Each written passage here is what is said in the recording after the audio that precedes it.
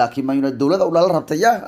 nimankaas waxay fiicnaayeen kolba yaar mucaaradow arma idin roonayd ba nimankan inuu Solskjaer iska sii haystaan oo shalay la iska dhaafay kolba ay idin fiicnayd ba Watford iska bootisan Man United ba idin fiicnayd maxay hadda waa soo dhiganaya niman caafimaad qaba kooxda loo dhiibaya arcidii dawladda u dhalan raba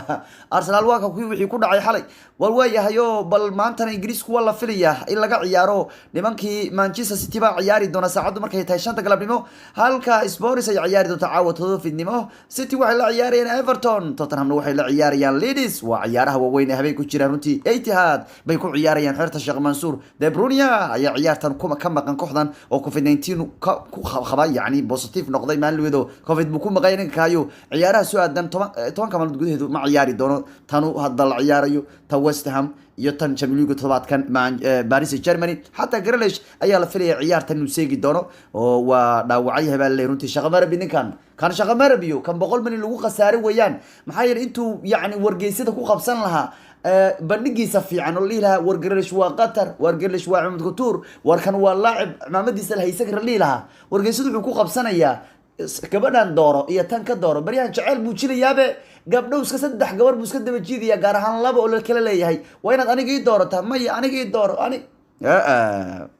murqa weyne wax ma tara weeyaan zara weeyaan baryahan lama haye xataa Emric Laporte qudhiisu ciyaarta inuu ciyaari doono baa la filayaa ganax ka soo laaban doono laakiin Everton balaayadna baa ka wada maqan runtii Arsenal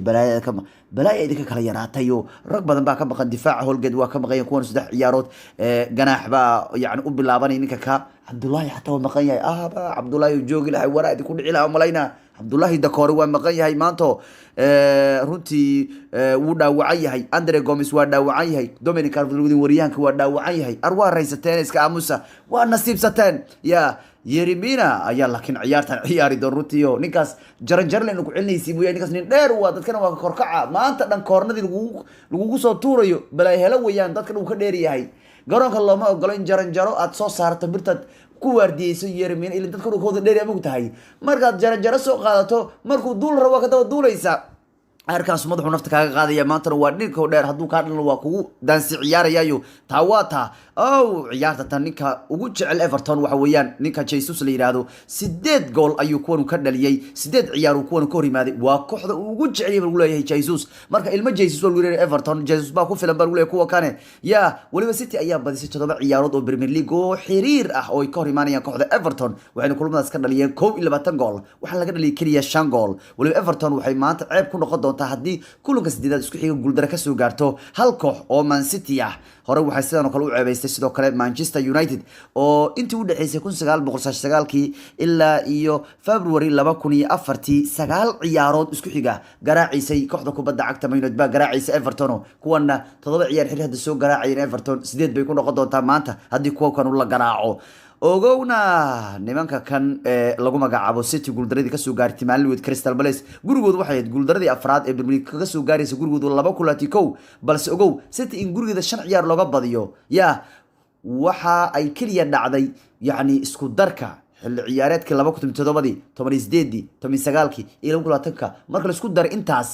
ayaa waxa City gurigooda kaliya looga badiyay 5 ceeb bay ku noqon doontaa hal san gudaheed in looga badiyo intaas oo marka soo daray ayaa 5 jeer looga badiyo gurigoodu hadii ay dhacdo lagu leeyahay 5 jeer gurigooda lagu garaaco mar dhacay ceeb bay ku noqon doontaa xirta Sheikh Mansour waliba ogow Jesus 69 daqiiqo kasta ayuu kuwan gool ka dhaliyaa Cancelo ayaana bariyahan kacsano ku lug leh 7 gool 17 ciyaarood Man City ciyaar xilli ciyaareedka tartamada oo dhan waxaanu caawiyay 5 isagoo dhaliyay 2 gool marka waa nin qatar badan Rafa Benitez wuligi oo Everton wada waxa uu garaacay Man City 2 jeer buu ku soo garaacay gurigooda waana labadaas jeer uu garaacay Liverpool buu tababar u ahaan jiray waqtigiisii Liverpool buu ku Man City soo garaacay